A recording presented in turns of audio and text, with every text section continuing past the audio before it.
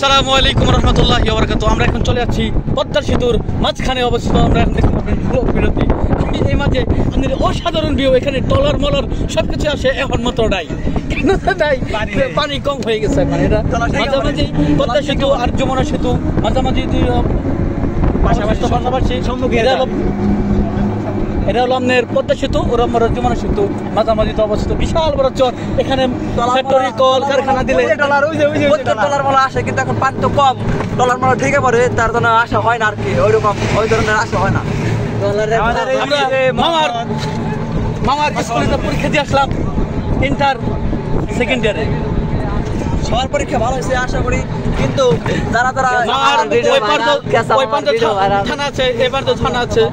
আগামীতে ইন্টার পরীক্ষা দেবেন সেকেন্ড ইয়ারে, তারা ভালো করে পড়ালেখা করুন। আমাদের যে অবস্থা আর কি, কি বলবো যে রেজাল্ট হবে আর হবে না।